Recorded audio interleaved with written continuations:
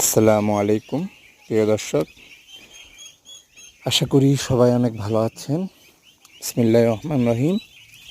প্রিয় দর্শক ভাই ও বোনেরা, আপনাদের মাঝে নিয়ে এসেছি 9 দিন বয়সের টার্কি মুরগির বাচ্চা।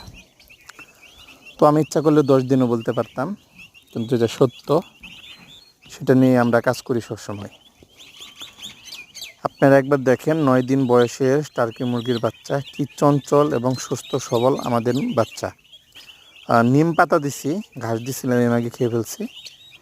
আমরা এখন ব্রয়লার স্টেটার খাবার খাওয়াইতেছি, তার পাশাপাশি এই ঘাসগুলো দেই।